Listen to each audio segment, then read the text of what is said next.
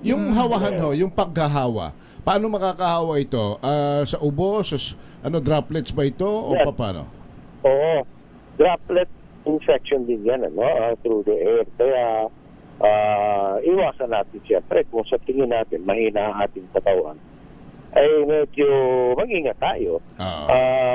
Kung sa tingin natin ganun, pinakamaganda kung ang tingin yung mahina, immunity nyo, mag-ano tayo, mag-face mask tayo. Mabuti pa rin yun. Delikado ba rito na matamaan itong flu na ito, super K, ordinary flu? Lalong delikadong matamaan ito yung mga may underlying condition, may mga sakit, ano ho? Yes. Diabetes, lahat.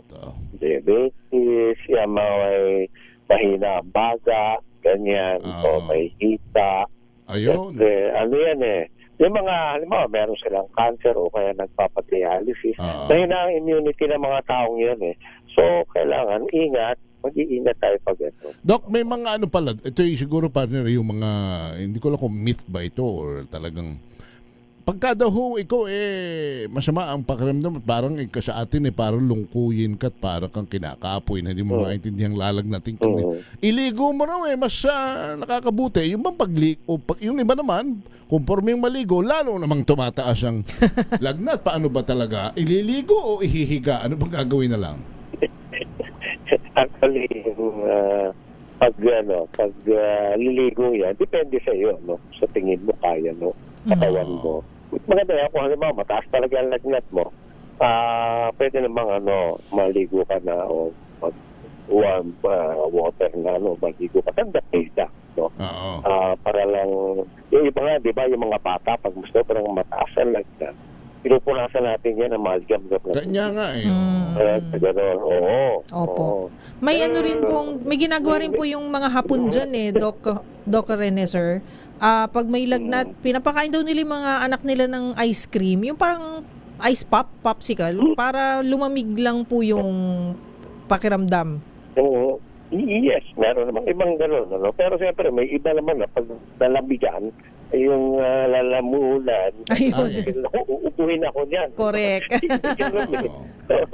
Bigla sasabihin ako, kahit ako nakapag-ice cream, yan, tuloy na, nagkaka-sore throat ako. Ayun lang. Yung meron kasing gano'n actually, tama lang.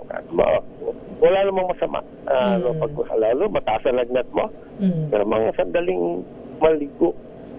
So, Doc, hindi uminom ng paracetamol. Yan. Hindi naman nakaka-nervous ito. Baka isipin ng iba, super prone, makakamatay ba yan? Baka tamaan ako niyan. Ay, hindi naman parang lang yung flu, ganun pa rin ang ginagawa natin pag-iingat.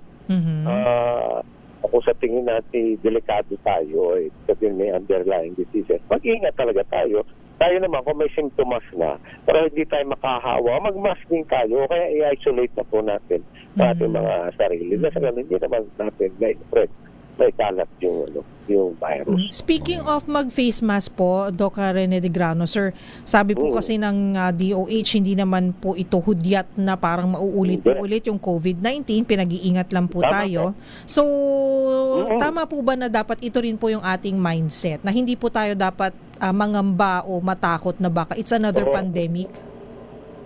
Hindi naman talaga na talagang persadong imamask yan.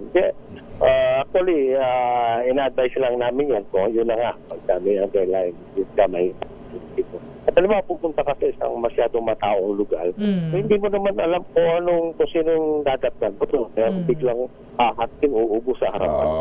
Correct. Sa hospital, minsan yung aming ibang hospital, talagang nire-require nila na magsuot ng face mask. So, siyempre, di mo rin alam. So, Doc, paracetamol, inom ng maraming tubig at yakapsol. Yes. Pahinga. Kung walang kayakap, pahinga na lang. Para to sa mga single. Para ma-maintain naman ating immunity, yun, magandang pagkain, pahinga, exercise. At saka ang bakuna, huwag nating kalimutan. Lalo ang mga bata. Ang alam ko, magkakauso na naman ay tigdas. May libre po tayong bakuna para sa tigdas. Kailangan po nating ang ating mga anak ay mapapuna. Sa health center. At syempre, if symptoms persist, Consult your doctor.